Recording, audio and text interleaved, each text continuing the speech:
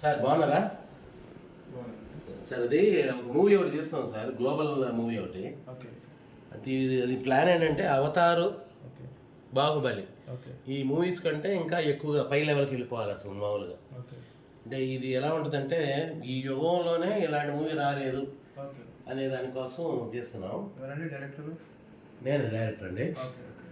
మిమ్మల్ని కూడా దాంట్లో ఒక పాత్రకి తీసుకుందాం అని అనుకుంటున్నాం. ఏదండి పాత్ర అయితే కష్టం. మరి ఏం చేస్తారు?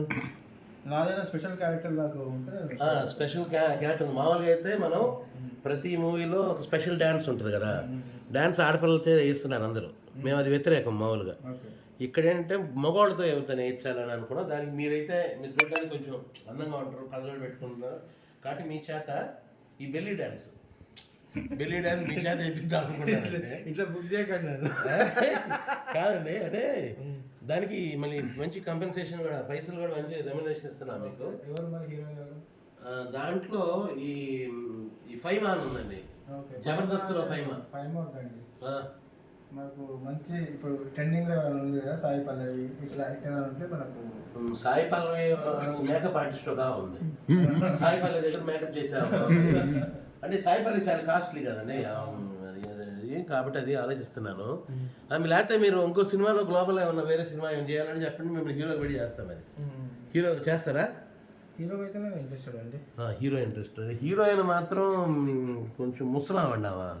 ఆ పెట్టుబడి మొత్తం ఆమె పెడుతుంది. మరి ఆ 60 ఏళ్ళు హీరో అయిన అవ్వాలని ఎప్పటి నుంచో అనుకుంటుంది. మరి ఆమె పెడతా అంటే ఓకే అంటే మీరు ఓకే. ఆ పెట్టుబడి ఆమె కాబట్టి హీరోయిన్ గా ఆమె ప్రొడ్యూసర్ పెడతా అంటే మాకు డైరెక్టర్ మీకు పేరు రావాల్సింది మీకు. నేను యాక్ట్ చేస్తే 4 నిమిషాలు నాకు వస్తుంది. ఆమె ప్రొఫెషనల్ యాక్టింగ్ అండి. ఎవరి హీరో అయితే మనకేంది. ఇప్పుడు మీరు మంచి సబ్జెక్ట్ అని మీరు అంటున్నారు.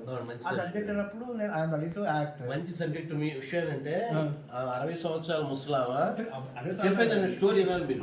60 సంవత్సరాల ముసలావా మీ దగ్గరకు వచ్చి ఐ లవ్ యూ అని చెప్పింది. చెప్పగానే మీరు పైనుంచి ఒక్కసారి ఆమెను చూసి ఒక్కసారి బావిలో దూకిపోతారనమాట.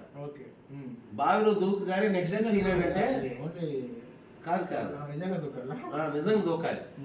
దూకగానే ఆ నెక్స్ట్ సీన్ లో ఏంటంటే శవాన్ని అట్లా ఎత్తుకుని వెళ్తా ఉంటారు అందరూ పాట పాడుకుంటా. అదే అంటే మీరు ఉండరు దాంట్లో, వేరే వాళ్ళు ఉన్న వాళ్ళు పడుకోబెడతాం. అది ప్లాన్. మరి మీరు చేయటానికి రెడీగా ఉంటే 4 రోజులు పెట్టింది అది. దానికి మీరు రెమ్యునరేషన్ మీరు ఇవ్వటమే. అంటే ఆ పాత్రలో మీరు అంటే అవకాశం రావడానికి గ్లోబల్ మూవీ అండి అది. దాంట్లో కొంచెం సెక్యూరిటీ బయట పంపించండి. You know what happened?